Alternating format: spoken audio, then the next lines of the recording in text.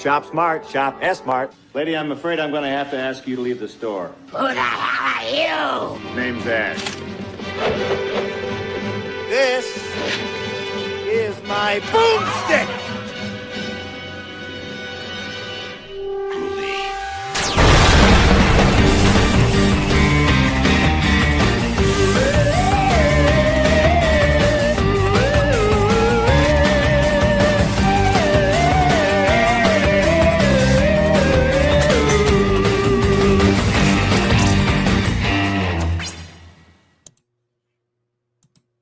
You know, I'm curious. Does YouTube put in a skip intro thing? Like, are they going to skip our intros? Like, because they are 30 seconds. I don't think so. I'm always kind of curious. So anyway, hi, Brian. Welcome to Binge Buddies. Going for a weird intro this week. Ash vs. Evil Dead, which means that we are on Deadites and Aisle 3. There we go. It's a weird day today. We have Matt, Zombie Dog, Grudy, Dykes, Grudy. No, Goody. No, Goody. There we go. Goody? Goody. What is he, a cheese? Oh, that's Goody. I don't know. Yeah. Goody. Goody. I don't know. Wouldn't it be great if I just like pulled up some random actors IMDb and that's what I was going off of? I'm like, nah, this isn't even him. The Color of Time? No one? Okay, great. No. What is immediately I thought of that Nicolas Cage one. I was like, no, that's The Color of Space. And there's a slight difference to that title too, isn't there? Maybe. Either way, there we go. We got, that classic. Who's even in this? I'm currently looking it up. Well, apparently Bruce Campbell. That classic Bruce Campbell film. It's a one-man show. James Franco. That's why I've never seen it. What? It's got James Franco. That's why I've never seen it. That's a good reason not to watch stuff. We also have Joel, Extreme Reporter DeWitt. I like that, actually. It's stream. It makes you think like the 90s. Dude drinks a bunch of Surge. 2012, as a matter of fact. I think it might be a video game because it says it's rated T, and it's the Amazing Spider-Man video game. Oh, okay. Yeah. I'm glad you got it, Joel. You know what? That makes sense. It had a little bit of through line with the Sam Raimi and the Spider-Man and the... Yeah.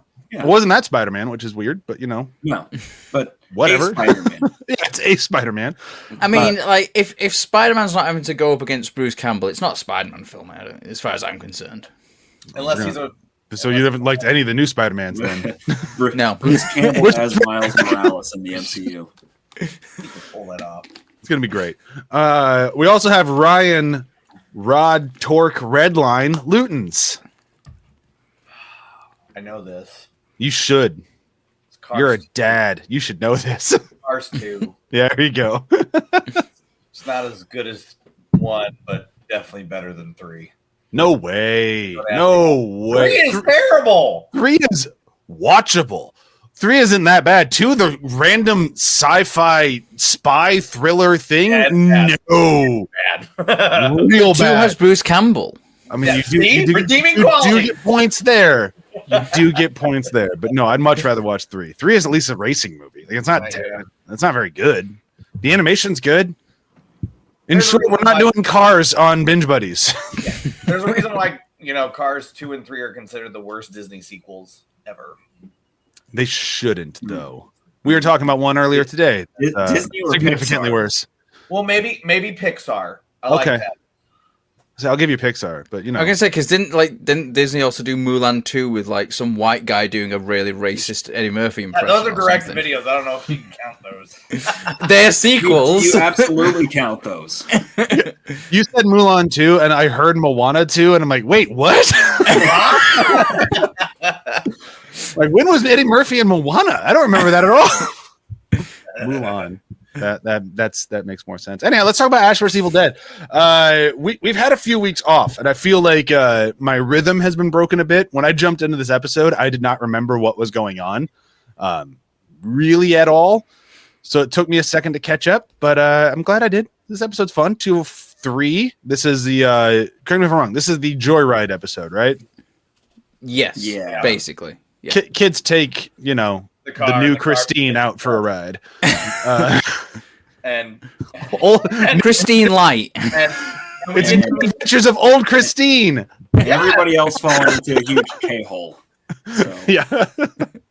Everyone figures out their tolerance for ketamine this episode. They do. I like this episode. It's fun. It gives us Ted Raimi's character. And I love seeing Ted Raimi in this show, albeit his stay is only for our recording sessions today. Gonna make it for about 4 episodes, but then that's it. I hope he comes back as a different character, most. though. Because that would be very in keeping with this series. Because like, how many characters does he play in Army of Darkness? Like So 6, many. I think. I mean, I'm kind of surprised he didn't turn into a Deadite, honestly. I thought that's where that was going.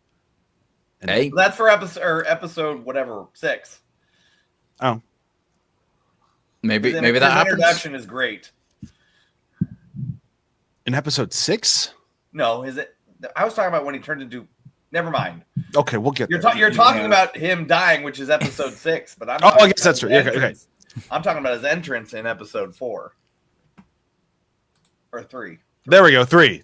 I'm like, hold on. Numbers are hard. Numbers. Keep an offer game. See, this is what I mean when we take too long of a break. We come back, we're a little shaky, but we're getting through it. So we have the Joyride. We have, DUI. yeah.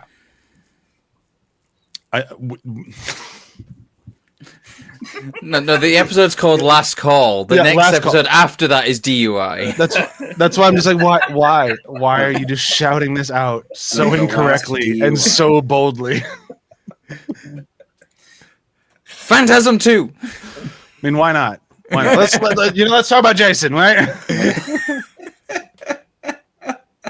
You're doing great over here. I gotta say, going back to the comment about Braits, I had trouble willing myself to come back to the show, and I don't know why, because it's a fun show, but I was very like, I don't know. Looking back on it, some of the stuff felt kind of samey, and we did in here, and it's all kind of samey, but it's good samey, and it's fun. I totally get what you mean, and I think that's probably why I dropped off the show when it originally aired. Yeah, it's not that different stuff doesn't happen.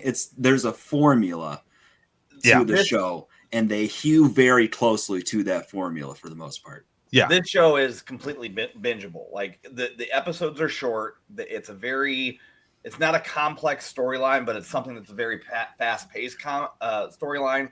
So when you watch it and it's back to back, it makes it a little bit more enjoyable. But if you take those breaks, I noticed that too. I'm like, But by episode 6, after watching all 4, I'm like, okay, I'm back in the groove. Yep. Yeah, and then we take a break between recording again. So kind of doing it to ourselves a bit. But no, I totally get what you mean. That's maybe why it didn't last as long, because it is one of those ones where, like, if you binge it all in one go, it's a great fun ride. If you try to do it week per week, especially with the episodes being so short, I can see people dropping off on it. Yeah.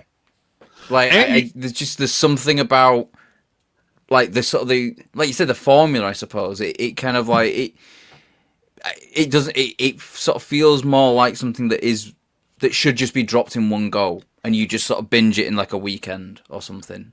And something else to it that I think was kind of interesting, I picked up on. I think it's in this episode. It's either this one or DUI.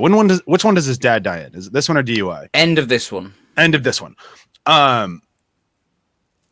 The show is more violent, but in a less fun way. Like, it feels like it's trying to prove something. Like, it's ran out of ideas, but look at how violent we can be. So, like, even when his dad dies, his head cracks open. Like, he's trying to shove his brain back in his head in the beginning of the next episode. Like, when the kid dies with his face under the tire, that's one of the most grisly deaths we've had. That was pretty. Yeah, And it's like, it's not even like, it's fun, but it's not as fun. Like, it feels like they're losing something in like that kinetic energy of like the violence. I think it's like some of the deaths, it almost feels like they're trying to go back to the horror roots a little bit. Yeah, like, maybe. you know, the idea of like, this is like, you know, this is a horror film series. Let's give them some horror moments. Like, I think all the stuff with the car in this episode, it's not really funny. It's more horror. And then, like, you know, the bit with his dad dying, it's really sort of like violent and grisly, but then like the interaction with that body, especially in the next episode, makes it funny. Like, but it is a properly like not like, you know, the top like part of his skull is gone, and it's a very, very good prosthetic dummy thing or something. It looks like someone ran over Lee Majors. It really does. Like, $6 million man wasn't fast enough to get away from that car. For me, what's great though is what I really enjoyed about that prosthetic, Matt, is when it like the wider shots like that, you can tell that's fake. But when it gets close, like, ooh, that's very realistic. Yeah. Mm-hmm. And like it does like you said, it does look really kind of like real, because there's this kind of like this concept of, I think like Walking Dead does it a lot, and it does my head in, is like how easy it is to just like poke through a skull. Oh yeah, like, but it's not. It's like, you know, it's the strongest bone in the human body because it's to protect your brain. I was really expecting you. It's not. I've tried. I wasn't going to admit that on this podcast. But yes, it's very difficult. Like, you know, it takes a lot of force and repeated like beating sometimes as well. This is but just like reminding me of that skull anecdote from Lord of the Rings, The Two Towers, where Peter Jackson was talking to who played the wizard. Sorry, Eddie Murphy. Entirely different movie. but Christopher Lee, I guess, spent a lot of time in the war and the Secret Service, and Peter Jackson's giving him advice about how to look like and how to act, how to sound. I know the thing that Christopher Lee says to him is, he turns to him and goes, "My dear boy, I know the sound a man makes when he dies from a knife." Yeah. Or when someone's getting stabbed in the back. Like, could you just imagine Christopher Lee turning on you and saying that? Just be like, was that a threat? Because I believe him. Goes to show you, it was right to choose him as Saruman instead of Gandalf. Yeah, I know he was such a creepy Gandalf. Christopher Lee as Gandalf. That would be Eddie Murphy would have been great. Not just Eddie Murphy. Though. It has to be like Donkey. He needs to be Donkey. Yeah. No, you're right. Yeah, that's 100% it. All right, so back to the episode. I don't really have a ton to say about the gang of Ruly kids that steal the car. Like, it's just kind of fun. They're just kind of like window dressing. Yeah, they're there to be grisly and brutally killed. Right. Yeah, I mean, and you know, it is worth throwing out there that now I've mentioned Christine in 2 different shows that we've covered. Apparently, horror people like Christine. I'm not the biggest Christine fan, but you know, it's fine.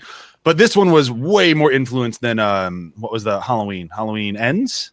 The one with Corey. That's Ends, right? Yeah. That had very like a lot of Christine vibes to it. This one is just more on the nose of like, look, killer car. It's gonna kill people. Well, yeah, this one has the car in it. Like, the Halloween Ends had more of just like a general vibe of like, you know, the character of Corey you felt very much like the guy in Christine who has the car. Yeah. Whereas this one has the actual killer car. Yeah. It's like a budget Christine because it's not as cool a car. Michael Myers is not a car. Not last time I checked. You would know. What and I on the show. What car would Michael Myers be? He'd be a smart car. You never suspect the smart car. I mean, I was going to say an Oldsmobile Delta. Yeah, or that. That'd be the better answer. But I'd love to see a little smart Michael Myers car. It's going to drive him. Going very slowly. Yeah, just Michael and his little thing. I'm into it. Then the sound that the electric car makes, because they have to make a sound so you hear it, is just the breathing. It's just as it goes past. And so it's the exhaust on that thing. I'm very into this idea. I don't know how to make it happen, but cars with human sounds.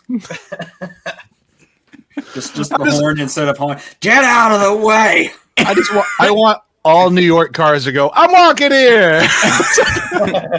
Everyone's just blaring on the horn. You just 10,000 goes, I'm walking it. Oh my god. If I could rule the world for a day, the things I'd do. This is why horns are still analog instead of digital. They don't want people hacking them and customizing their sounds. That's which is bullshit. I'm sure you could install a digital horn. I'm sure you can. I'm just when the airbag goes off, it's Darth Vader's no. No, I want that instead of like, you know, when you're getting too close to a car and your car kind of like freaks out, goes beep, beep, beep, beep, stop. It just goes no. Last thing you hear before you rear end somebody is that bang. And it's so loud that they hear it as well. Oh, the guy like, what's going on here? No. Meanwhile, someone pops out and puts a hood on and stands next to it. We were so off the rails, but it was so worth it.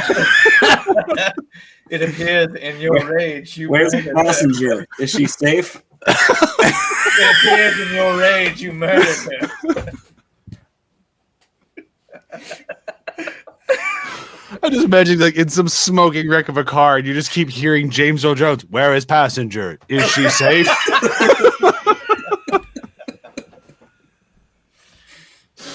The company God has damn. to pay someone to run so you can get out and put your hood on and say that. Are you turning off the car? Yeah, fine. Oh man. Okay. Ash vs. Evil Dead. Ketamine! Hey, Our you know- viewers might think we're on. I was going They to say, have we just like, have we all been spiked with ketamine? You know, it's Star Wars Day. That's it. Like, you know, Yeah, we're recording this on Star Wars Day. Darth Vader had to come steaming into our podcast. The funniest fucking override I've ever heard. Speaking of ketamine, Pink Fuck. Brilliant name for a cocktail. It is. I wouldn't. No offense against Ted Raimi. I'm not trusting anything that guy gives me. Like, I'm not trusting anything. Like, I'm not trusting it if he brings a sealed bottle of water, takes the lid off in front of me, pours it into a glass, puts the lid back on, and then pushes the glass towards me. I'm not What? trusting. why'd you put it in a glass? Why couldn't you just hand me the bottle, Ted? Why couldn't you hand me the bottle? Why did you slowly unscrew the cap? Like, too many things at play here. I'm out. But I agree. Great name for a cocktail, and it makes it a very fun. Like, you can tell how much fun Ted was having on this set. Like, he and Bruce are just buds. They've been buds for a long time, and you can just see it all over in this. And it's just fun. And it gave me. I want to know how much of it is just them riffing as well, because there's sure a lot. There's so much like quick fire dialogue in there. I'm just thinking some of that has just got to be like just them going at it. You can tell that Bruce Campbell and him are really good friends, which makes sense because, you know, obviously, you know, his brother Sam, but like just to have Ted in there too, you can tell like it's a family dynamic, and that's really awesome.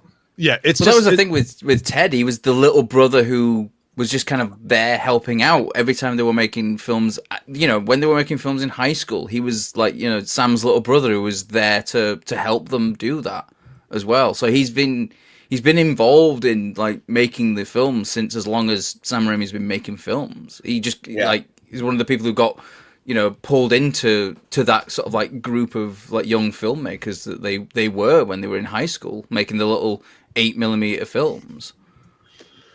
I love, you know, because we weren't there in those times, obviously. How could we be? But it is just kind of fun thinking about this guy who's like, you know, accomplished, been working in the film industry his entire career as little Teddy Raimi. Like, you got to bring your little brother around. It's like, but you're right. Like, that's kind of how he got in there. And it's just fun. Like, the second he came on screen, my note was, hey kids, it's Ted Raimi. Cause it's great. On top of that, we have, you know, we keep kind of talking a little bit about the car stuff. We probably should talk more about it. We're just kind of like, it's there, it kills people.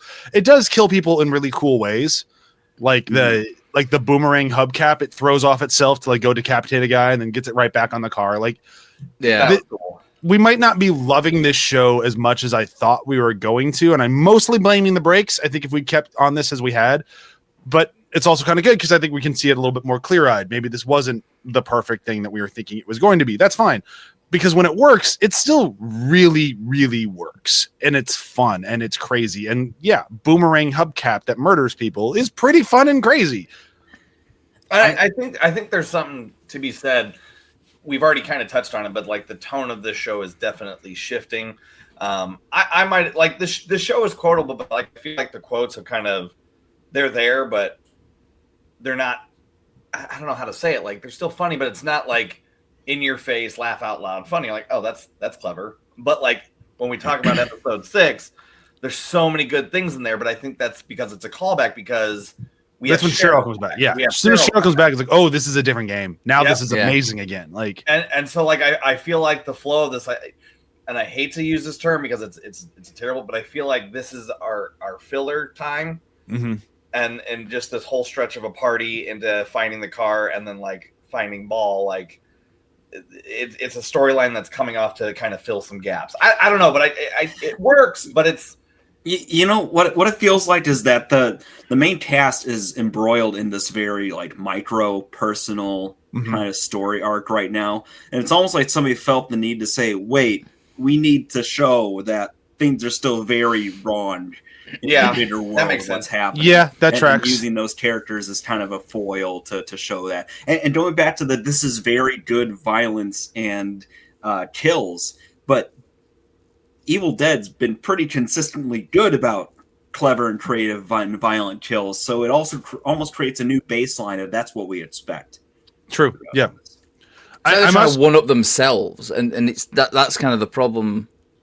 It's a problem and also quite a cool thing at the same time because they are trying to one up themselves, and they're already doing these really creative kills. So we're getting more creative kills, but then it kind of feels like if they keep doing this, it's going to get to a point where it is just too much. Well, and I think they know that because as to Ryan's point, which I wasn't really thinking about that, but I think he's right. The entire Christine subplot feels very filler, and not necessarily in a bad way. They're stretching the muscles, but they know, I think, as well, because as soon as Ball shows up, it feels different. Like we have a legit villain that is very different than anything we've seen in Evil Dead so far, and I'm here for it. I think he's a good villain. He's creepy. His skinning finger thing is awful, and like I like it. It's fun. It's creepy how he just unzips people and just wears their skin, but and then throws it at people.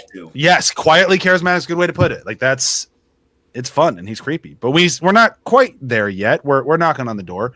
I mean, having said all that, I like the stuff in the bar. I think the stuff in the bar is like, even if it is kind of filler, I think there's enough stuff there which it's really good. Like I love the bit where his dad's gone off into the bathroom with Blondie, and he goes in like knowing that she's a deadite, and he like saves his dad's life, and he comes out of the bathroom covered in blood after the kids like seeing him holding her head. Ashley slashed it, and he's got the head, and he's like, "Wait, no, I just saved you." And he's like, "Oh shit!" And he just throws the head behind the bar. Like there's some really good like comedy moments in there.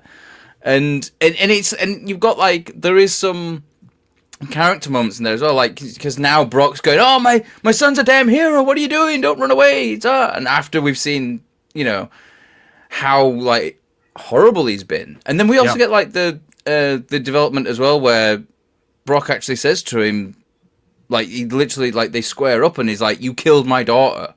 Yeah, and like some actual dramatic moments in there as well. Like I think even though it is filler, I think there's some really good stuff that's done. It's not just filler for filler's sake. That they use it and use it to like build the character out a bit more. I was more so saying filler for the killer car Christine bit. The dad stuff I think is like legitimate plot, but I agree with what you're saying, and I also like that you get the closure, something Peacemaker sure as fuck never got, of his dad going, "I was wrong. I'm proud of you. Like you were right," and like it's a great way to end it. But then you have that moment, like you can we've watched too much TV. He's having his speech in the street. You're like, "You're gonna get hit by a car." There you go. Here it comes. It's like I don't want to spoil anything, so I won't use character names, but like watching the end of Penguin, just going, "Dad, you're gonna get killed." Yeah, he's gonna kill you. He's gonna there you go. Fuck. Like you just hate watching it happen. And like the same thing with his dad. It's like you're having that moment, you're standing in the wrong spot with a demon murder car cruising around. And thunk, There it goes. and there he goes. So we're into 204 now. Gotta say, quick pause. The fact that the recap to the episodes before in 204 opens with I'm in the butt is it's a rude way to open your episode. I mean, I don't know why they don't start every recap off with that now, to be honest. Like, it should. It's brilliant. It's perfect. Oh, man. That was great. The one thing we didn't mention in 203 that comes back more importantly in 204 is Kelly is having a bit of a crisis, I guess is what we'll call it. I think she's realizing that she's not living her life at all. She's just hunting demons, and she's a little about it. So she teams up with Ruby, and they kind of went off on their own thing. That's going to come back more into this one. But first, we have to deal with Ash seeing his poor dead dad on the side of the road. We talked about this earlier. He tried to shove the brain back in the head. Asking Pablo if he's seen an eye as well. Seen an eye around here anywhere? Oh, man, who's next? You or Kelly or Eli? That's pretty much it. But it's one of you three. There's something to be said for this traumatic experience of watching your father get just murdered in front of you, and your response is to casually start picking away at the corpse, trying to piece it together like how I was just gonna say my favorite bit is just him trying to do the brain, and it just keeps sliding down. It just keeps coming back out. Like, staying there. It's the sound design is brilliant there, like just that sloppy like slapping sound of like the brick, like just like But as he's trying to get it to stay in. It's Bruce and how he's acting, because like, you know, this is blood gore. You know, Ash is used to this, but when it's his father, he's trying to be very like respectful, and so he's just kind of like tapping the brain to get it up. I mean, he's trying, but he's still Ash. It's Like, still- so now they need to, as they're dealing with this, they need to chase the car, but Pablo's just going to try to save the day to begin with. So he, runs up to the car, the door's open, that poor girl's in there, and car decides to eat Pablo, just throws out some seatbelts and yanks him inside. So he's going along for the ride too. At what point do we realize the Necronomicon's still in the car? Oh, we knew that in the last episode. Oh, we did in the last one. Yeah, it was on No, the it's floor. already Oh, that's right. Amber, Because Amber Red and Blondie reads from it. That's right. That's where the whole. That's right. Okay, thank you. Yeah. and then But now it's still in the backseat and it's still talking. I'm not. How do you guys feel about the talking book? I think it's something that only Pablo sees. Oh no, Okay. that can't be, because she goes, "What the hell is that?" Yeah. So Never mind. Retract my statement.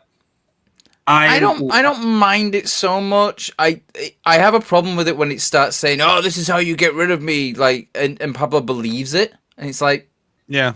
why? Why are you going to trust it? Like, we've been through this before. Like, do not trust these things. Like, See, I take it as I'm not a fan. Like I'm fully in the camp of like I don't want the book to talk ever. It has not worked for me once. It to me, it's like the watching Return of the Jedi and how Lucas has shoved the no on Vader now as he throws the Emperor over the bounty. Like, why is this here? Like, I never needed this.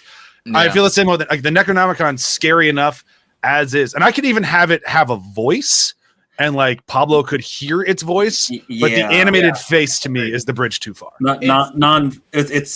It's more mysterious. It's more threatening when it's sort of non-verbally imposing itself on people. Yeah. It gives it too much character, I think, when it's actually talking to people. When you have to give it character, like it was its own character, but when you have to give it a voice because it is going after someone, that's where you lose it. I like Brian said, if it's a voice that Pablo, like that's where I kind of was, my hope is that only Pablo hears it saying these things or sees it moving. But when you make it other things, you're just adding another character when it should be like more demonic and a voice in the head. I mean, that would make more sense. Wally if started actually singing "Hello, Dolly." Yeah. It wouldn't work. It would make more sense if it was just Pablo hearing the voice as well. Like, I wouldn't mind it as much if it was just Pablo hearing it, but the fact that it's just a book that's talking, it is a step too far. I don't I don't mind like the visual of it. I think they do a really good job of it. But I think if they were going to go down this, like, well, they did go down this road. But like the better way to do it would be that it's in his head, because we already know that Pablo's having these fucked up visions and stuff like that. Yeah. So it's not out of like realm of possibility that he could be now having these weird sort of things of where the book's talking to him. Or even if everybody could hear it, the girl and him in the car, she to be like, "What's that?" And Pablo would know it's the book. Like it's just talking to us through our heads.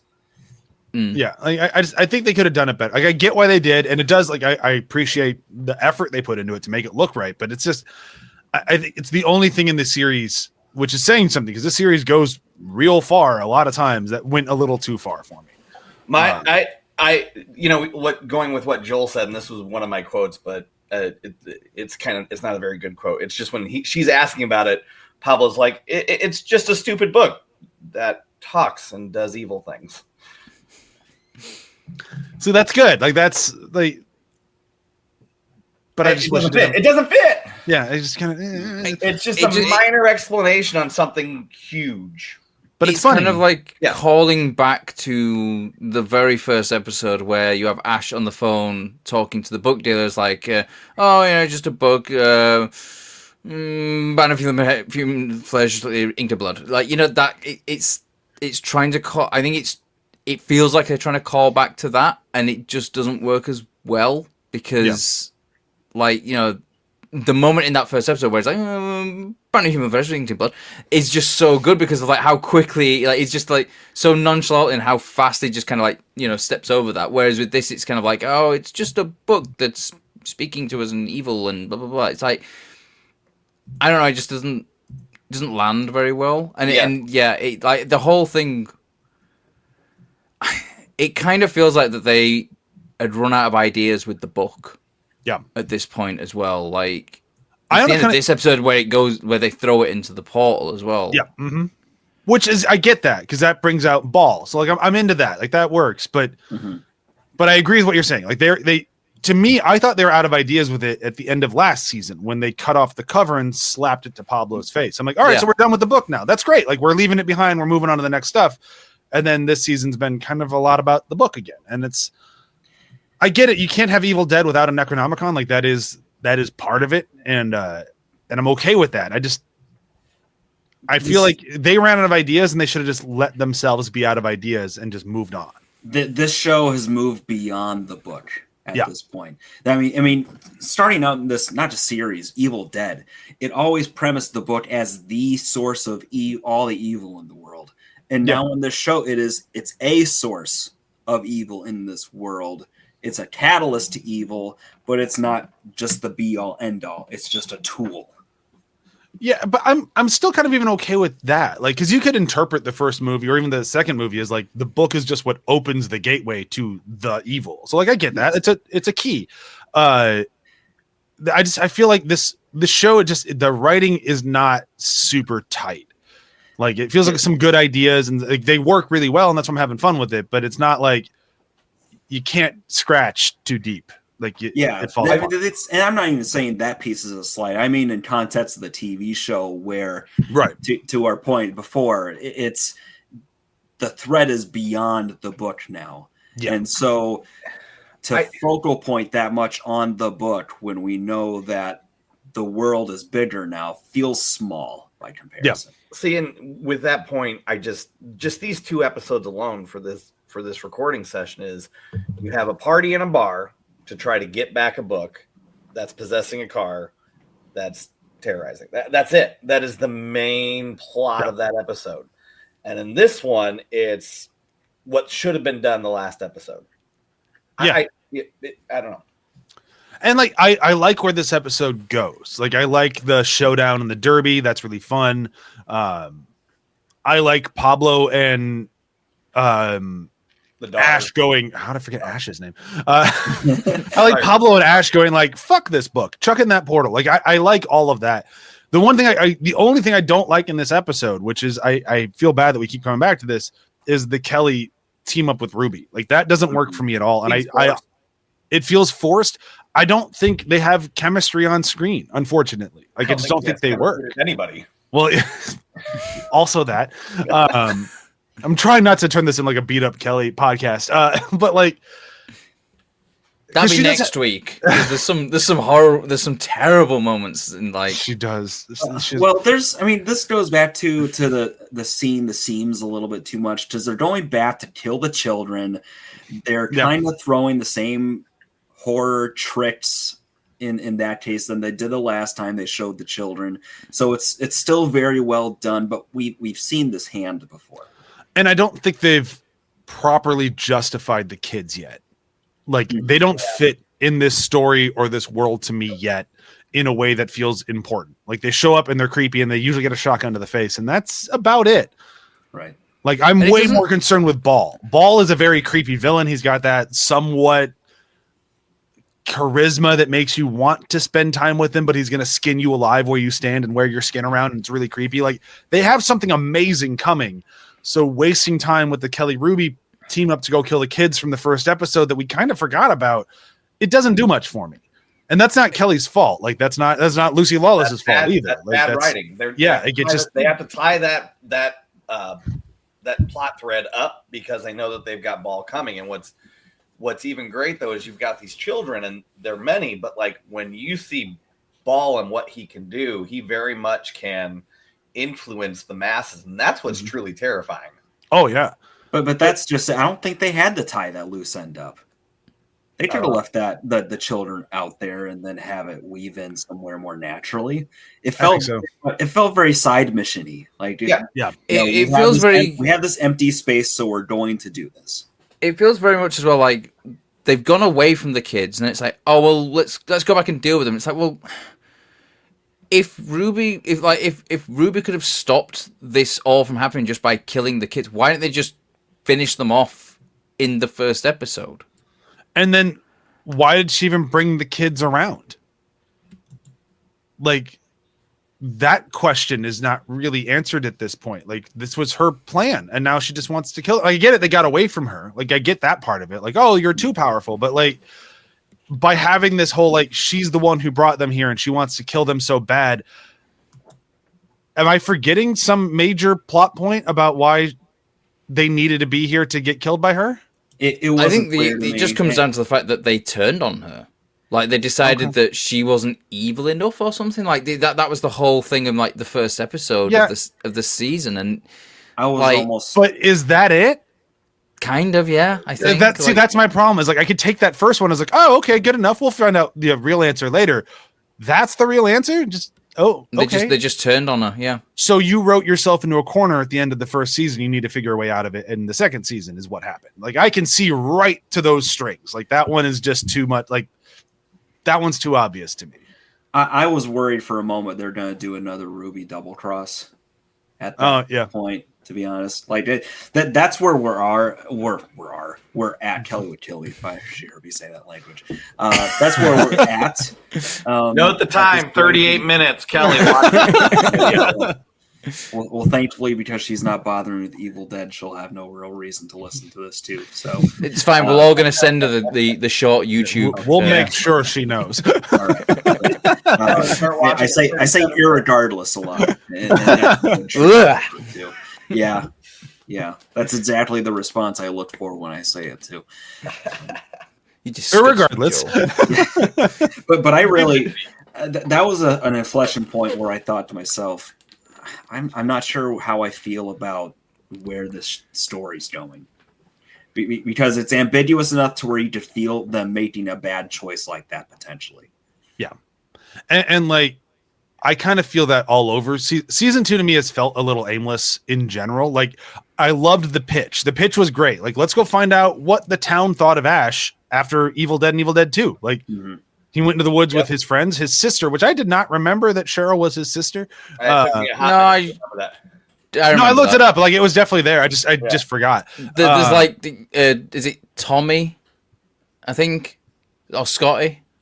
One of them throws. One of them keeps like ragging on Ash about like you need to sort your sister out. You need to calm her down. Or shit like that. And I just forgotten. But I mean, even in the remake, they're brother and sister again. So like that's on me. But either way, But that pitch I thought was good. Like, let's go find out what the town thought of him. Ashy Slashy. There's a good like nickname. Like that all makes sense into all this. But then they kind of lost that thread, and it turned into like, we're going to repair the relationship of Ash and his dad. Still here for that. That still makes sense. We got that great scene, like Matt mentioned, like, you killed my daughter. It's like, well, I didn't.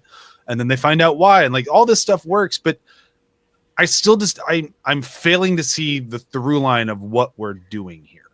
It feels like window dressing to what the story is trying to do rather than being a part of the story. Yeah. And by the end of this episode, is that where Ball shows up, or is he already, because he jumped out of the trunk? That's at the end of this episode. Okay. Yeah, he basically, he comes out of We're in the jail. the boot at the end of the episode. Yeah, but we don't actually see him till next week, right? In the jail. Okay, yeah. But like once he shows up, which I don't want to get too ahead of us, we'll talk about it next week. But it does feel like, oh, we're finding our footing. Like we're putting this on rails. We're figuring out where this plot is going. Like the chess pieces have been moving for a while. This is where they're going. I hope I'm not wrong about that, because like I said, this is all new to me. I did not realize how quickly I bail on this season. I kind of feel like they should have brought Bal in sooner. Yeah. Like, they spend a lot of time meandering around, like, you know, just kind of like around the ball thing. And it would have been probably better if they'd have just brought him in sooner. I mean, but then again, I don't know, like, there's 10 episodes a season. The first multi-episode demon in the first season, it's pretty soon after the pilot, isn't it? Yeah, like the shimmery guy with like the stationary mouth. Yeah.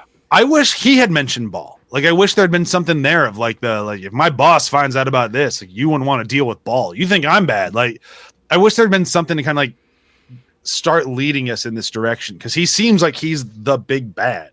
Mm-hmm. Maybe he's not, but he seems like he is. Yeah. It kind of feels though like the first season, I think the first season itself looks almost like, okay, we're going to have one season to do this. Let's just tell our story. And, you know, if we get a second one, great, we'll pick up something else. So I think that's why the first season feels a bit more cohesive, whereas this one feels a little bit more scattershot, because it's kind of like, well, we got this idea, we want to do this, but we need to get to that, but we don't know how to. Well, we got this bit here, let's do that, and then let's move towards this thing somehow, and then it just didn't feel as these episodes filler episodes. Yeah, I mean, and it is like, it's like there is some great stuff in it. Like I enjoyed watching them, but like when you really sort of like dig deep into them, it's kind of like you pull back one layer, and like a few more come with it, and it's like I don't want to pull on that thread too much, because I do really like this show. I'm enjoying watching it, but then like if you do pull on that thread, it does kind of like it unravels a lot of it, and it just, you start to see the seams a bit.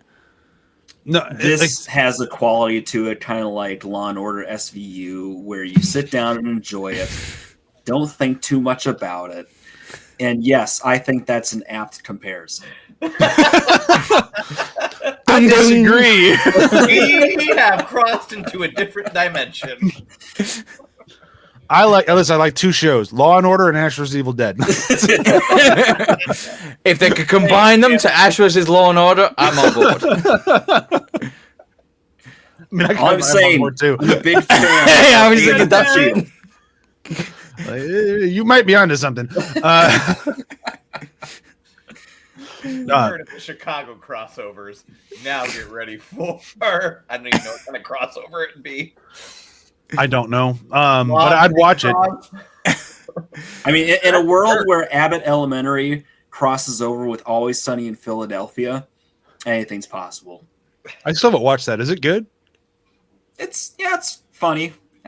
We've just started watching Abbott Elementary in our house, and it's turned into a regular watch for us. I've heard good things. It does the Office formula really well while being its own show.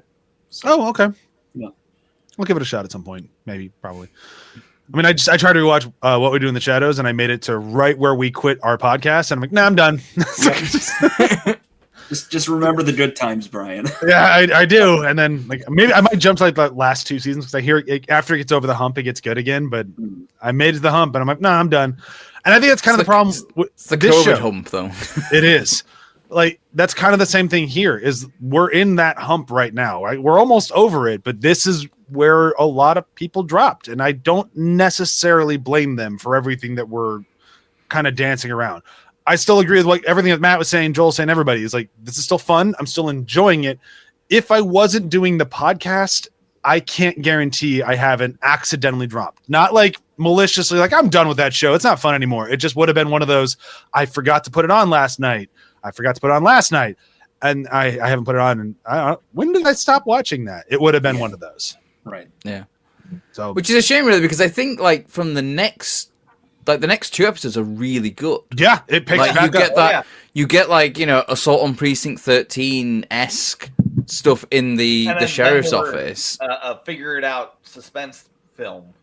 Yeah, I'm into the next 2 episodes, and we get the payoff of Ashley Slashy, and then the second episode recording next week. Like we finally get him to confront the town on it. And stuff. 6 is a banger. 6 is Yeah, a banger. we get some good stuff coming forward, but like I was just saying, had I been watching this not for the podcast, episodes 3 and 4, they might have lost me. That might have been the end of it. Like these were filler, they're fun filler. We had some good times. This might be the first episode with our little banner that John always says. Can we see happy faces? I don't think we're using a happy face for this one. I think we're getting a mid face. Yeah, I think yeah, possibly. Yeah. Which is a bummer. I thought we were going to be happy all the way across 100% of Evil Dead, including the original Evil Dead with Joel's happy face. Whether or not he agrees with it still happened. That was not a fluke. I don't like my feelings misinterpreted. I read it a lot. I mean, I know this is the internet where it's rife with misinterpreting people's spoken word and intentions, but like, have your friends do it to you. Everything that you have to say that starts with, I know this is the internet. Wait, I just had a thought. We can create like AI podcasts. Can we AI Joel and just have him go and just like on a repeat going, I love Evil Dead. Evil Dead is great. I mean, yes, that's a possibility, but then we're jumping into the generative AI that I don't like, and then I have to rip Joel's voice and all that. I don't want to do that. I'll save you guys the effort of having to do AI. I love Evil Dead. Evil Dead is great. Now you or John can go through that episode and splice it every time I speak. Have fun with all that extra work. How could we not? Like, joke's on you. I don't have to come back. I'm just saying you should watch it again. It's a good movie. Right after you read Dune. After I read Dune. That's right. How are you not done with Dune? I have the beautiful thing about what I'm doing right now day to day is I can multitask. So that's on my to listen list. You're going to be on Kelly's taste more than mine by the end of this. Can I get that in writing? Yes. I will write it down, scan it, and send it to you. Okay. Okay. We need that signed. Am I going to buy Kelly a couple of shirts? No, we'll share. It's fine. It would be funny. All right, let's move on to quotes. Quotes. I have no clue because we took a break as to who went first last. So Matt will go first this week. Okay. How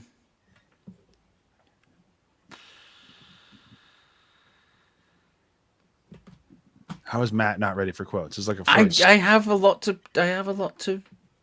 choose. We were just talking about how mid these episodes were and how many quotes could you have?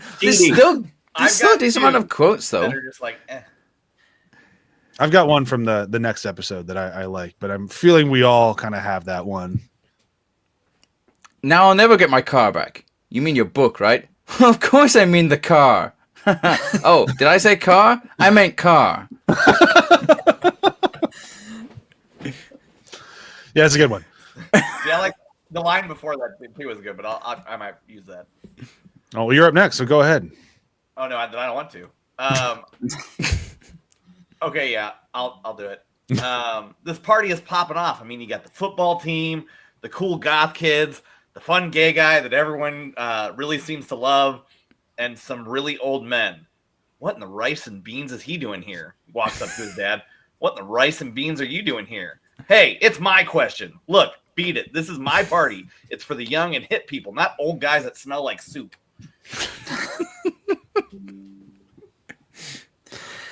I That's a did good write one. down what the rice and beans is he doing here as just a quote. Just that. I'd written that down too, but I did not remember the context. I'm like, why do I have rice and beans written down?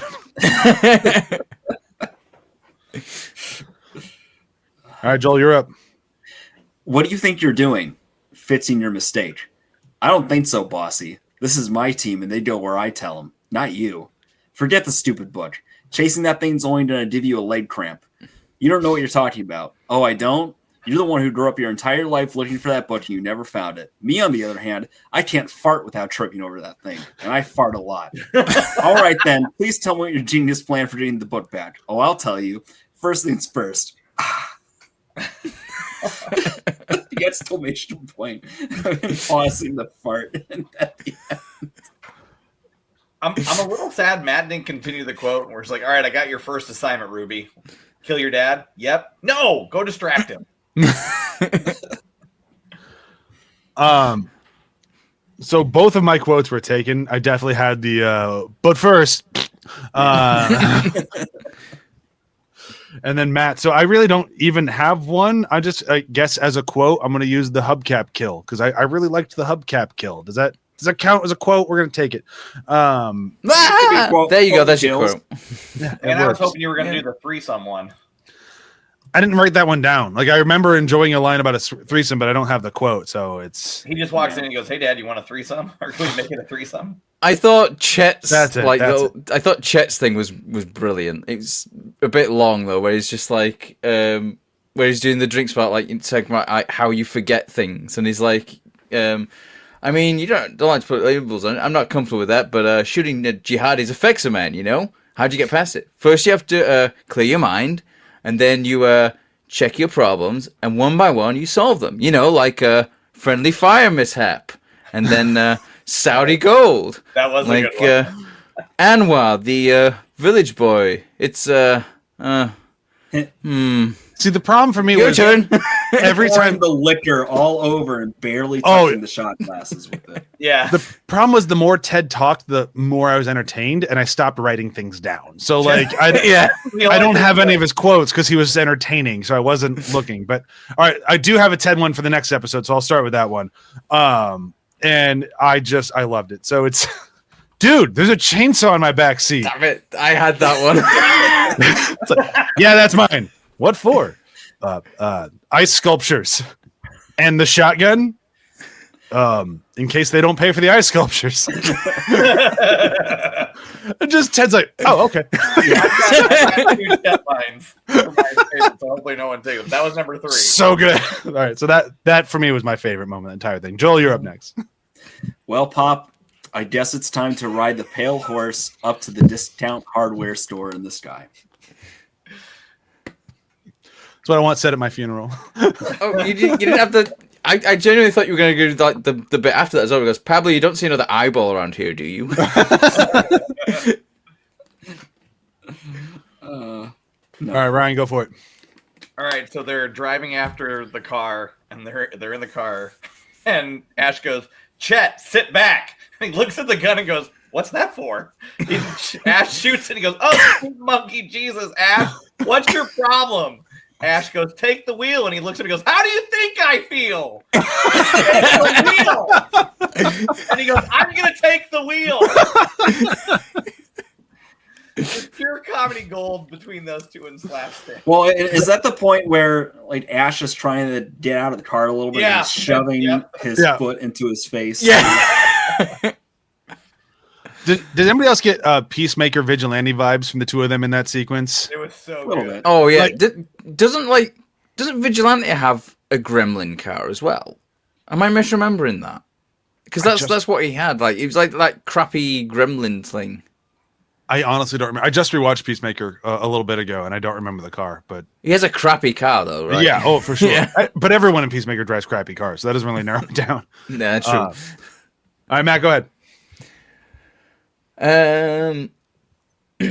Come on, we're in it until the wheels fall off, remember? There are some things a man has to do alone. Like what? Like drinking in the morning? Like putting antifungal ointment on your balls? They Yeah. put it together. That was my second one. and I was hoping you would take it, Matt. So thank you.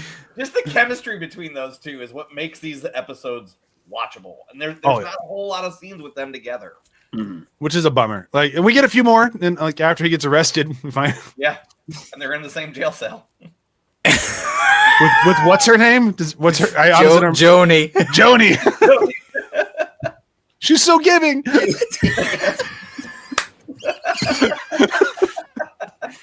Well, it gets more like, my quote was how do you gonna be- feel? How do you feel? Itchy? Oh, how are you, Chet? Itchy too? And then just that look. Especially after the antifungal cream. Joni brings seriously, 3 and 4 rough patch. 5 and 6 it gets a lot better. Yeah, a lot better. So do we have anything we need to plug this week? I'm not really. I kept saying I'm doing it after the hype, and now it's almost halfway through the year, and I haven't done it once. John's gonna be pissed, or probably is pissed at me. I guess I'm going to a movie with him tomorrow. I'll ask him about it. John, are you pissed at me? Yeah, are you pissed? We can do it. Maybe we can do an app because we're gonna go see Thunderbolts. Maybe we'll do an after the hype on Thunderbolts. We're gonna go check it out tomorrow. Should be fun. Maybe. I have no idea. The best Marvel movie in a hot minute. So yeah, that's not saying much. Yeah, not saying much. Listen, I'm it's just like saying, I only got kicked in the leg instead of the balls again. Like, I just want Superman to be here, and there's a version of Superman in Thunderbolts, so it's good enough for me. I'll go see it. He's evil. Just like I want to feel something. Yeah, I want comics. I want to see something where the bad guys lose. Yep. Maybe. We'll see. So that's all I'm plugging is the potentiality of an after the hype episode. We'll see if it happens. Anybody else anything to plug? Nah. No. Great. So tune in next week when we talk some more fun episodes of Ash vs. Evil Dead, and we get Cheryl back. And man, she showed up to play. She does great. Awesome. Just awesome. She's got some great one-liners. She's got some great everything. I'm so happy she's in that episode. Is great. All of it. Just all of it. So good to see her. Like, it felt like I'm watching Evil Dead stuff again, and I'm very excited for it. See you next week.